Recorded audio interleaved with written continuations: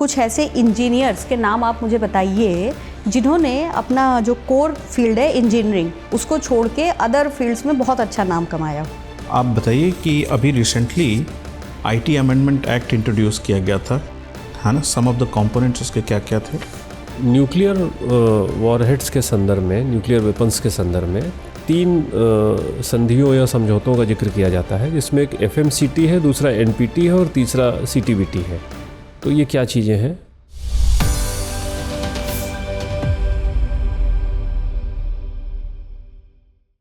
मैं come in sir? Yes please come in. Good evening sir. Good evening. Good evening, बैठिए। कैसे हैं आप? हम बढ़िया। बढ़िया। अपना एक संक्षिप्त परिचय बोर्ड मेंबर्स को दीजिए। मैम, मेरा नाम शुभम वर्मा है, मेरा गृह जनपद बुलंदशहर है। मैंने अपनी प्राइमरी एजुकेशन दीवान पब्लिक स्कूल हापुड़ से करी है और मैंने अपनी graduation BTech in IT Galgotia college से की है और मेरी हॉबी TT खेलना है।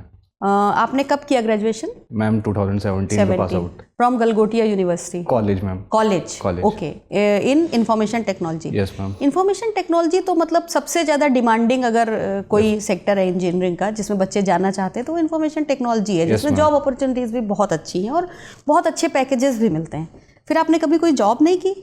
मैम नहीं, मेरा थोड़ा रुझान सिविल सर्विसेज की ओर 3rd-4th ईयर में बढ़ने लग गया था। जॉब मैंने जो एक फॉर्म भरा जाता है अगर आपको जॉब के लिए अप्लाई करना है, मैम मैंने वो भी नहीं भरा था इस चक्कर में। अच्छा। बाकी मेरे ग्रेड अच्छे थे, मैं जा सकता था पर मैंने करा नहीं आप, क्योंकि आप सिविल सर्विसेज में आना चाहते थे। मैम। तो फिर आप सिंपल ग्रेजुएट हो जाते।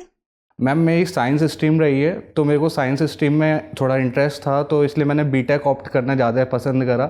और मैम 3rd-4th ईयर में जब एक इंसिडेंट हुआ था तो मुझे सिविल सर्विस की ओर ज़्यादा थोड़ा रुझान बढ़ा था। अच्छा, ठीक है। अगर मैं आपसे ये पूछूं कि कुछ ऐसे इंजीनियर्स के नाम आप मुझे बताइए जिन्होंने अपना जो कोर फील्ड है इंजीनियरिंग उसको छोड़ के अदर फील्ड्स में बहुत अच्छा नाम कमाया हो। अभी मैं रिकॉल नहीं, आप याद नहीं कर पा रहे हैं? अच्छा, कोई बात नहीं। आपने चेतन भगत जी का नाम सुना है? नहीं मैम। नहीं सुना? नहीं। अच्छा, ठीक है। ये बताइए कि क्योंकि आपने बताया कि एक इंसिडेंट हुआ था जी, वो इंसिडेंट किस चीज़ से प्रेरित था? मतलब ऐसा क्या था उस घटना में जिसने आपको प्रेरित किया सिविल सर्विसेज की तरफ आने के लिए? मैम 3rd-4th ईयर में, 3rd ईयर में एक स्वाइन फ्लू चला था तो एक स्ट्राइक हुई थी कॉलेज के स्टूडेंट्स के बीच में, तो वो बहुत दिन से रुक नहीं रही थी मैम। तो तब वहाँ के ग्रेटर नोएडा के जो SDM थे मैम, उन्होंने एक पॉजिटिव रोल खेला, एक मीडिएटर की तरह रोल खेला और मैम वो स्ट्राइक तोड़वाई।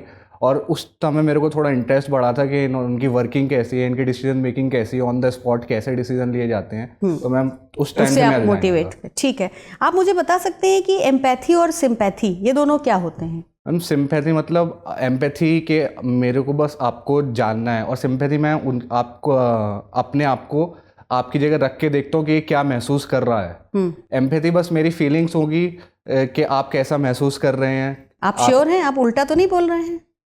मैम एम्पैथी को मैं उल्टा बोल रहा हूँ। एम्पैथी मतलब आप दूसरे के, अपने आप को दूसरे की जगह रख के देखेंगे और उसमें फिर महसूस करिए कि आपको फील हो रहा है। सिंपैथी मतलब सिंपल आप फीलिंग है कि इन्हें बुरा लग रहा है या अच्छा लग रहा है, ये करना है। ठीक है। एक प्रशासक में एम्पैथी ज्यादा होनी चाहिए या सिंपैथी? मैम बैलेंस होना चाहिए। कितना कितना? 50-50 कि 60-40? ये डिपेंड करता है सिचुएशन कैसी है। Very good, thank you sir. आप बताइए कि अभी recently IT amendment act introduce किया गया था, है ना। सम ऑफ द कंपोनेंट्स उसके क्या क्या थे? सर उसमें जो डिजिटल क्राइम्स हो गए, साइबर क्राइम्स हो गए, पहले इतना संक्षेप में नहीं दिया गया था, डिटेल में काफ़ी नहीं दिया गया था। अब उसे डिटेलिंग करी गई है उस एक्ट्स की, और सर थोड़े नए लॉज ऐड हुए हैं, वो मेरे को अभी रिकॉल नहीं कर पा रहा हूँ सर। कौन कौन से क्राइम्स उसमें किए हैं? सर साइबर फ्रॉड, एटीएम अगर लुट जाता है, एटीएम अगर चोरी हो जाता है, वो मनी लॉन्ड्रिंग नहीं है सर। और मैं रिकॉल नहीं कर पा रहा अभी। एटीएम क्लोनिंग क्या होता है? सर एटीएम क्लोनिंग मतलब आप जब मेन पासवर्ड डालते हैं सर, उनका वो मेन साइट नहीं होती है सर, उनके खुद के एक विंडो खुली रहती है, उसमें आप पासवर्ड डाल देते हैं, तो जो पासवर्ड होता है आपका वो हैकर के पास चला जाता है। वो कैसे जाता है जबकि ये तो इनक्रिप्टेड होता है? सर वो उसमें लूप होल्स होते हैं, एंड टू एंड इनक्रिप्शन भी ब्रेक किया जा सकता है सर। वो या तो एक एटीएम कैमरा लगा रहता है सर, कैमरे में भी ऊपर से भी वो देख सकते हैं, या फिर फिशिंग कर सकते हैं कि वो विंडो ही ना खुली हो जो पहले एटीएम की ओरिजिनल विंडो है, तो कहीं ना कहीं सर वो फिशिंग के थ्रू भी हो सकता है। AIML आपने सुना है? AIML? हाँ, नहीं सर अभी। Artificial intelligence and machine learning, yes sir सुना है। क्या है ये? सर आर्टिफिशियल इंटेलिजेंस एक सोचने का जरिया है। अगर रोबोट भी ह्यूमन की तरह सोचे तो सर वो कैसे बिहेव करेगा, कैसे वर्क करेगा, कैसे टास्क करेगा, तो सर ये आर्टिफिशियल इंटेलिजेंस है। और मशीन लर्निंग सर वही इसे सिखाना कि ह्यूमंस के जितने सारे एक्शंस हैं वो मशीन में हम डाल सकें।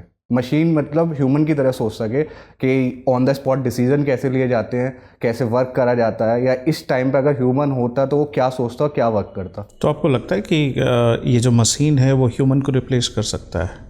सर मेरी ओपिनियन में सर नहीं कर सकता अभी भी। किस सेंस में नहीं कर सकता? सर क्योंकि मैंने जैसे कि आपको बताया सर कि इसमें एक तो एथिकल कंपोनेंट्स नहीं होते हैं। अगर उन्होंने ऑर्डर दे दिया कि शूट, तो सर वो शूट कर देगा। कहीं ना कहीं एथिकल और मोरल प्रिंसिपल की काफ़ी कमी रहती है जो ह्यूमन के अंदर होती है। और सर ऑन द स्पॉट सोचने की ताकत भी ह्यूमन में ज़्यादा होती है, क्योंकि वो सर सारे एंगल से सोचता है। मशीन सिर्फ एक एंगल से सोचती है कि आपने जो प्रोग्रामिंग करी है और वो उसी को इम्प्लीमेंट करना है। वो तो डेटा के बेस पे चलता है ना सर यस। तो ये तो डेटा फिट करने की बात हो गई। आप जितने डेटा फिट करेंगे उतनी। सर जैसे अभी एक इंसिडेंट हुआ था कि एक रोबोट ने हमला कर दिया था, उसमें टेस्ला का एक रोबोट था, उसने हमला कर दिया था। तो सर कहीं ना कहीं अभी भी सिक्योरिटी इम्प्लीकेशंस और सर मोरल प्रिंसिपल्स की वजह से सर अभी भी रिप्लेस नहीं कर सकता है। अच्छा, आप बताइए मुझे, इनोवेशन एंड इन्वेंशन दोनों में क्या डिफरेंस? सर इन्वेंशन, अगर इनोवेशन की ओर हम काम करते हैं तो कहीं ना कहीं इन्वेंशन नहीं होती है। पर कुछ डिफरेंस है उसमें? सर इनोवेशन फर्स्ट प्रोसेस है और ये इन्वेंशन फाइनल प्रोडक्ट है। अच्छा, ये बताइए, उत्तर प्रदेश की स्टार्टअप पॉलिसी आपने पढ़ी है? जी सर। क्या क्या कंपोनेंट है उसमें? सर यूपी स्टार्टअप पॉलिसी में लखनऊ को पूरे इंडिया का सबसे बड़ा इंक्यूबेटर सेंटर बनाना है। 10,000 हमें नए इकोसिस्टम, जिससे कि ecosystem 10,000 new startup ecosystem create करने हैं। एक एटलीस्ट हर जिले में इंक्यूबेटर सेंटर हो। और सर ईज ऑफ डूइंग इनका क्या रोल होगा इंक्यूबेटर सेंटर्स का? सर इंक्यूबेटर सेंटर्स कहीं ना कहीं एक वर्कशॉप प्रोवाइड करवाते हैं कि आप इस पर वर्क करिए। मशीन्स होती हैं जो आम जगह पॉसिबल नहीं है, तो सर एक एनवायरनमेंट रहता है। तो क्या आपकी यूनिवर्सिटी में इस तरह की कोई इंक्यूबेटर्स नहीं थे? सर मेरी यूनिवर्सिटी में कोई इंक्यूबेटर नहीं। क्या होना चाहिए? सर होना चाहिए। ठीक है, आप ये बताइए कि उत्तर प्रदेश जो है $1 ट्रिलियन इकॉनमी को टारगेट कर रहा है। कब तक टारगेट कर रहा है? 2027। इसमें क्या क्या मेन जो है उनके मतलब स्टेप्स अनाउंस किए गए इस बार? सर अभी रिसेंटली ग्लोबल इन्वेस्टर समिट हुई थी। इसमें 18,643 मेमोरेंडम ऑफ अंडरस्टैंडिंग साइन किए गए थे। मैंने पूछा कि यूपी के बजट में, जी है ना, क्या क्या प्रावधान किए गए? सर अभी 100 करोड़ स्टार्टअप के लिए न्यू बजट प्रोविजन में आया है। और sir UP employment and investment creation policy आई है। और sir UP startup policy already है।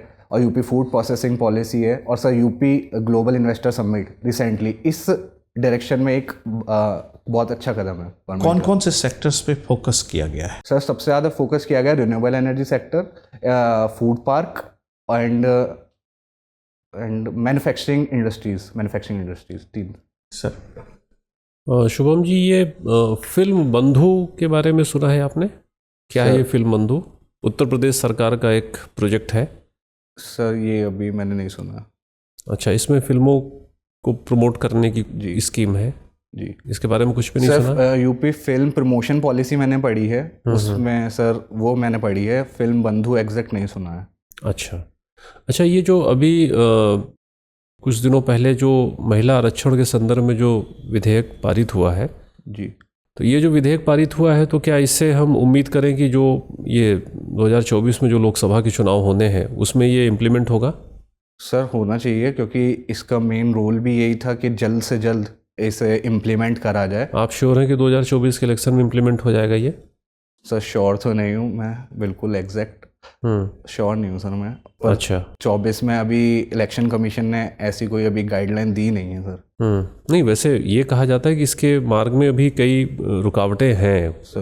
आपको कुछ अंदाज है इसके बारे में? सर अभी इसके मार्ग में सर इसमें ये भी बोला था कि लोकल लेजिस्लेचर, स्टेट लेजिस्लेचर इसमें भी इम्प्लीमेंट करना है 1/3।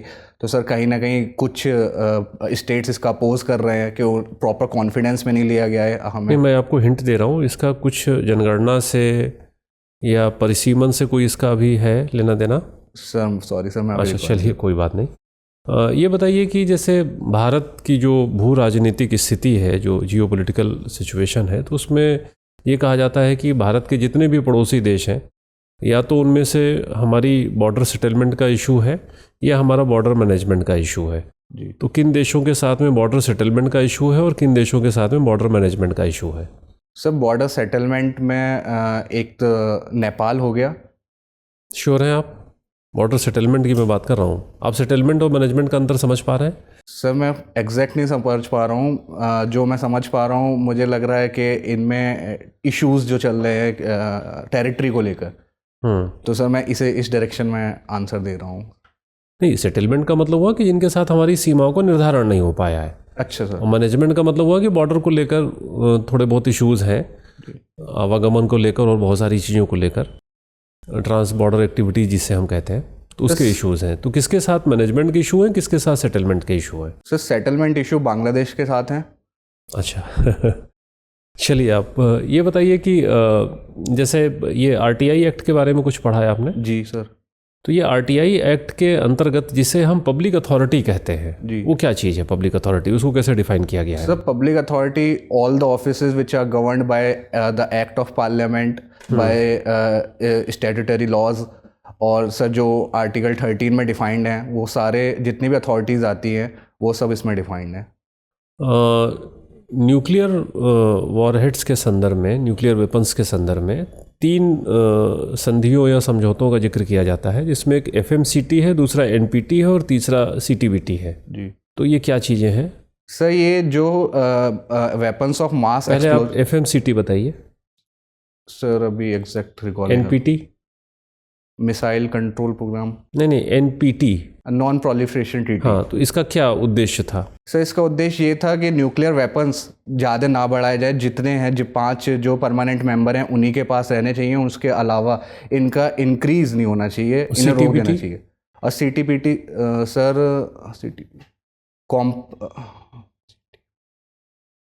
सर मैं अभी रिकॉल नहीं कर पा रहा। चलिए कोई बात नहीं। शुभम जी, ये बताइए, आपने हृदय स्कीम, इसका नाम सुना है? नहीं मैम। अच्छा ठीक है। स्वदेश दर्शन स्कीम? Yes ma'am. क्या है? मैम इसमें हमें NRIs हो गया, इंडियन सिटीजन हो गए, इन्हें बोलना है कि आप प्रमोट करना है कि आप जो इंडियन की लेगेसी है, कल्चर, हेरिटेज है, उन पे जाइए और वहाँ घूमिए और इंडिया टूरिज़्म को प्रमोट करिए। ठीक है, आपका जो भी होम टाउन है वहाँ पे टूरिज़्म पोटेंशियल डेवलपमेंट करने की क्या पॉसिबिलिटीज़ हैं? मैम वहाँ के लोकल एडमिनिस्ट्रेशन ने, हमारे एक काला आम है जहाँ पे अंग्रेज़ों के टाइम पे वहाँ फांसी दी जाती थी, तो मैम शहीद स्तंभ भी कहा जाता है। तो मैम वहाँ प्रमोशन के लिए गवर्नमेंट, लोकल जो गवर्नमेंट है वहाँ स्कीम चला रही है, उसे प्रमोट कर रही है। एक पार्क भी बनाया गया है। दूसरा मैम मेरे डिस्ट्रिक्ट में मैम राजघाट, नरोरा, ये सब रिलीजियस बाथिंग साइट है मैम। इनमें रिवर गंगा प्रोजेक्ट के थ्रू मैम, इसमें national mission on Ganga river के थ्रू मैम इसमें ब्यूटिफिकेशन करा जा रहा है घाट्स का। ठीक है। उत्तर प्रदेश टूरिज्म डिपार्टमेंट की टैग लाइन क्या है? यूपी नहीं देखा तो इंडिया नहीं देखा। ठीक है। आपका जो जिला है वो क्या किसी एक्सप्रेसवे से जुड़ा हुआ है? मैम अभी जुड़ा हुआ नहीं है, बट एक प्रस्तावित है। कौन सा? Western expressway. अच्छा ठीक है। अभी वर्तमान में उत्तर प्रदेश में कितने एक्सप्रेसवेज हैं? मैम 13, 6 ऑपरेशनल और 7 नॉन ऑपरेशनल। ठीक है, बहुत बढ़िया। आपने शिव शक्ति पॉइंट और तिरंगा पॉइंट, ये 2 नाम सुने हैं? सॉरी मैम अभी। अच्छा कोई बात नहीं।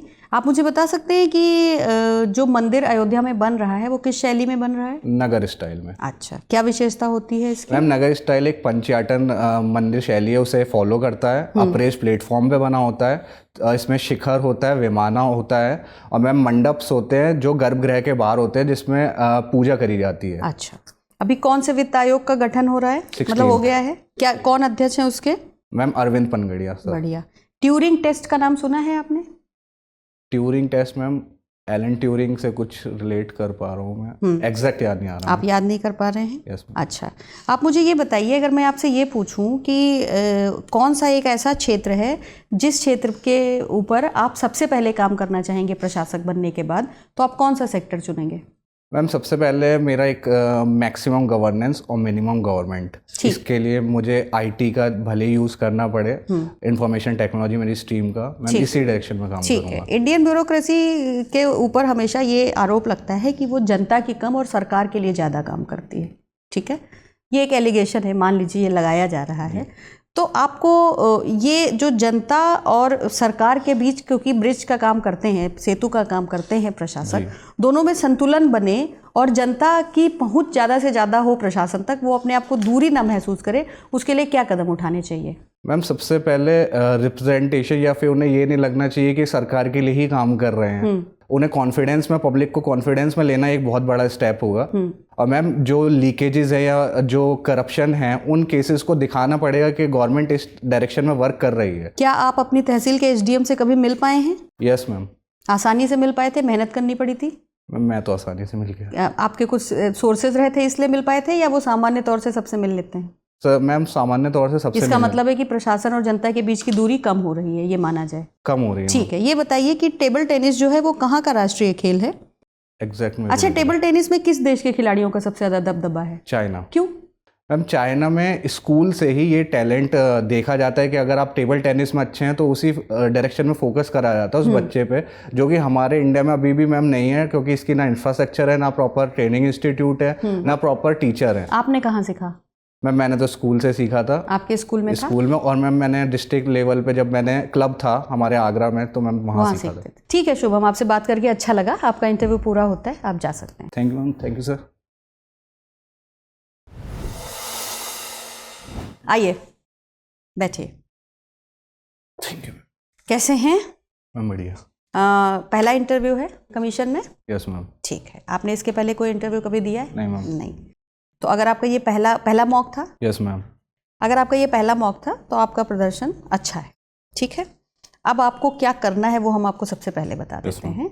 जैसे आपने विमेन रिजर्वेशन बिल में एक गेस मारा, और वो इतना गलत गेस मारा कि 2024 के चुनाव में लागू हो जाएगा, जी मैम, है ना, वो बहुत ही गलत था। क्योंकि अगर आप उसको पढ़ेंगे तो उसकी लिमिटेशन ही सबसे पहले ये है, और उसकी आलोचना ही ये कह के की जा रही है कि ये दिया अभी गया है लेकिन इसको लागू होने में अभी भी समय लगेगा, और उसका जनगणना और परिसीमन से संबंध है, वो आप पढ़िए कि क्या है। तो पूरा अच्छे से पढ़िए, क्योंकि एक बहुत बड़ा मील का पत्थर है और बहुत बड़ी घटना है 2023 की।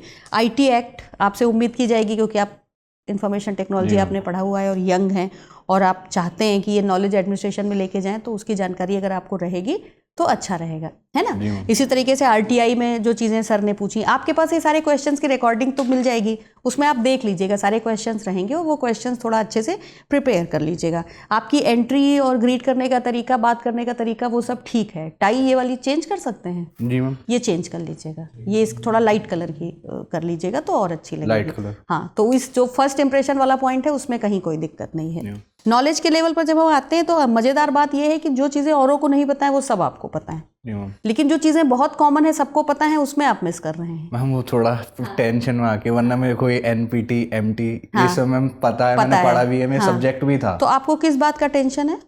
मैम लग रहा था फर्स्ट मॉक है, पहले कभी मॉक भी नहीं दिया है, तो वो देखिए, वो टेंशन तो पढ़ने के बाद होना स्वाभाविक है, लेकिन ये टेंशन आप वहाँ लेके मत जाइएगा। इतनी टेंशन लेने का क्या फ़ायदा कि आपका परफॉर्मेंस प्रभावित हो जाए। और अगर मान लीजिए ये गलती हो जाए आपसे, तो आप उस सवाल को वहीं छोड़ दीजिए, उस सवाल का स्ट्रेस दूसरे सवाल पे मत ले जाइए।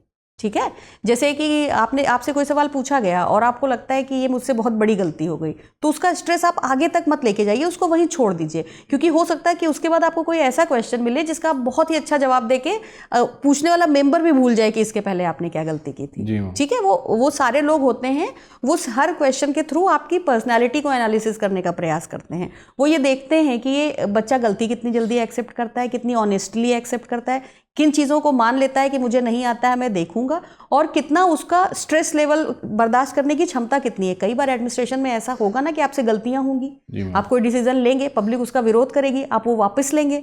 सरकार के साथ भी यही होता है, तो उस स्ट्रेस को सरकार या प्रशासक अगले उस पर ले जाते हैं कि नहीं मुझसे ये पिछला गलत हो गया, अब मैं क्या करूं, उसको वहीं छोड़ दीजिए। जब आप ये बताते हैं ना, जैसे आपसे ये पूछा जाता है कि भाई किस चीज़ ने आपको मोटिवेट किया, तो आप जैसे अगर ये बताते हैं ना कि कॉलेज में सर आए, एसडीएम आए या डीएम आए, उन्होंने ऐसा किया, तो आपको सच में वहां से प्रेरणा मिली थी? Yes ma'am. ठीक है, तो आप फिर ये बताइए कि उस मौके पर मुझे ये लगा कि अगर मुझे डिसीजन मेकिंग के लेवल पे, पॉलिसी मेकिंग के लेवल पे कुछ करना है तो administration is the only way, क्योंकि उस प्रॉब्लम को उस वक्त उनके अलावा और कोई सुलझा नहीं सकता था, जितने सूझबूझ से और समझदारी से उन्होंने सुलझाया। तो मुझे लगा कि अगर मुझे ग्राउंड लेवल पे जाके कुछ चेंज करना है तो शायद civil services is a good option, और वहाँ से मोटिवेट होकर मैंने इसकी तैयारी करना शुरू किया।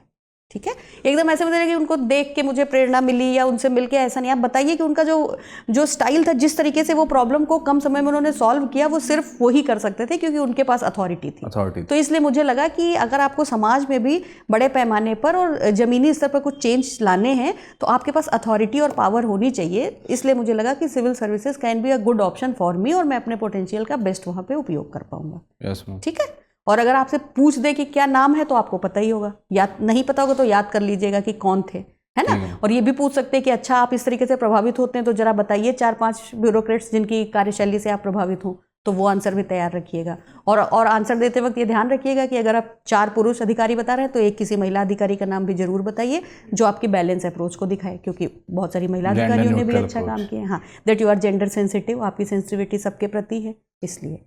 ठीक है मैम। और कोई सवाल आप पूछना चाहते हैं मैम? और मैम ये इंफॉर्मेशन टेक्नोलॉजी, मतलब आप बीटेक से सिविल सर्विसेज में क्यों आना चाहते हैं? ये तो मैंने आपसे पूछा था, आपने बताया कि मुझे हमेशा से इसमें आना था। जैसे मैंने ये भी था कि मैम ये डिसीजन मेकिंग पावर है, या फिर ग्रास रूट लेवल पे वर्क करने का मौका मिलता है, या पब्लिक के डील करने का मौका मिलता है, तो मैम इस डायरेक्शन में भी बोला जा सकता है। तो यही तो आपने बताया। वो एकदम सही है। देखिए, ये तो कोई भी जानता है कि इंजीनियरिंग की डिग्री लेने के बाद, और वो भी इंफॉर्मेशन टेक्नोलॉजी में डिग्री लेने के बाद, अच्छे मार्क्स से लेने के बाद, अगर कोई आदमी तैयारी कर रहा है इतने वर्षों से बिना किसी जॉब को लिए, तो इट मीन्स कि वो चाहता है सिविल सर्विसेज में आना।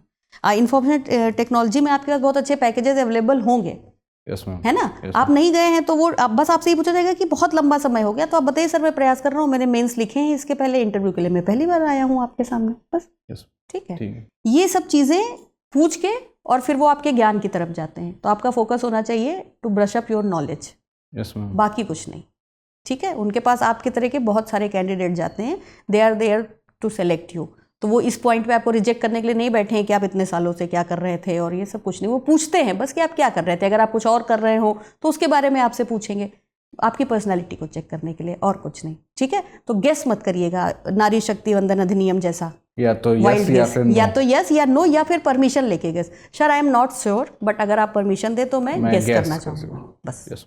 वैसा वाला गेस नहीं कि जापान जाते हुए चीन पहुँच जाए टाइप का। ठीक है, और कुछ? और सर एक इजराइल पैलेस्टीन जो युद्ध चल रहा है, इसमें इंडिया का क्या स्टैंड रहा है? क्योंकि प्रो इजराइल भी रहा है, प्रो पैलेस्टीन भी रहा है, और हमारी फॉरेन पॉलिसी प्रो पैलेस्टीन है। तो सर अगर मुझसे पूछा गया कि इंडिया की क्या अप्रोच रहेगी? नहीं, हमारी फॉरेन पॉलिसी प्रो पैलेस्टीन अब नहीं है, एक तरीके से बैलेंस अप्रोच है सर। बट ऑफिशियल तो अभी उसमें जो लिखा गया, उसमें मिनिस्ट्री ऑफ एक्सटर्नल अफेयर्स में प्रो पैलेस्टीन पॉलिसी लिखी गई। देखिए, जो 2 स्टेट सोल्यूशन है उसको तो इंडिया मानता ही है। Yes sir. 2 राष्ट्र समाधान को तो हम मानते ही हैं। Yes sir. पहली चीज़। दूसरी चीज़, अगर इधर पिछले कई वर्षों से आप देखोगे तो इजराइल के साथ में हमारे विभिन्न क्षेत्रों में सहयोग बढ़े हैं सर, विभिन्न क्षेत्रों में सहयोग बढ़े हैं। तो अब हम ये नहीं कह सकते कि जो हमारी जो पॉलिसी है वो पहले के तरीके, जैसे 91 के पहले हम कहते थे कि वो पूरी तरीके से पैलेस्टाइन के पक्ष में झुकी हुई थी, अब वो झुकी नहीं है, अब वो एक तरीके से वो संतुलित है। बल्कि कहीं कहीं हमारा जो झुकाव है वो इजराइल की तरफ ज़्यादा दिखाई पड़ता है, क्योंकि हमारे बहुत सारे सिक्योरिटी कंसर्न भी उनसे जुड़े हुए हैं, हमारे बहुत सारे जियोपॉलिटिकल जो इंटरेस्ट हैं वो भी उनके साथ जुड़े हुए हैं। हम उनसे जो है सोफिस्टिकेटेड वेपन्स खरीदते हैं, टेररिज्म से लेके बहुत सारे क्षेत्रों में हमारा उनका सहयोग है ना। एग्रीकल्चर के सेक्टर में सहयोग है। तो इजराइल के साथ में हमारा बैलेंसिंग पॉलिसी है। हाँ, बैलेंसिंग है। आज की तारीख में आप उसको बैलेंसिंग पॉलिसी है, बिल्कुल। ना प्रो इजराइल ना pro Palestine, it's balancing policy. बल्कि इवन आज की तारीख में हम कह रहे हैं कि वो ज़्यादा इजराइल के पक्ष में झुकी हुई दिखाई पड़ती है। तो सर हम ऐसा बोल सकते हैं कि इजराइल के पक्ष में ज़्यादा झुकी हुई दिखती है? देखिए, दोनों चीज़ें आपको कहनी पड़ेगी। एक तो वो जो हमने कहा ना कि 2 राष्ट्र समाधान, तो वो हमारा बेसिक है, आज भी हम मानते हैं उस चीज़ को। लेकिन प्रैक्टिकली हम किसके साथ ज़्यादा इंटरेक्ट करते हैं, हमारा जो आदान प्रदान है वो किसके साथ ज़्यादा है, तो जाहिर सी बात है कि वो संभावना हमारी इजराइल के साथ ज़्यादा है। अच्छा, ये हम इसलिए भी कर पा रहे हैं क्योंकि आप देखोगे कि बहुत सारे जो गल्फ़ कंट्रीज़ हैं वो भी एक तरीके से, अब वो पहले वाली कंडीशन नहीं है कि इजराइल के नाम पे वो एकदम से भड़क जाए या दूरी बना के रखें। तो हाँ, बहुत सारे ऐसे कंट्रीज़ हैं जिनके डिप्लोमेटिक रिलेशंस जो है उस क्षेत्र में इजराइल के साथ हुए हैं, तो भारत के लिए भी एक बेहतर स्थिति है। तो सर ये प्रैक्टिकल बोलना है या कि प्रैक्टिकली, या फिर मैं डायरेक्ट जो पॉलिसी है कि अभी भी चल रही है वो ही बतानी है? नहीं, आप पॉलिसी भी बताओगे और जो प्रैक्टिकल सिचुएशन है वो भी आप बता दोगे। दोनों बताना। हाँ, ठीक है, all the best. Thank you. Dear viewers, अपने एग्जाम की तैयारी को और बेहतर करने के लिए हमारे चैनल को लाइक, शेयर और सब्सक्राइब करना न भूलें।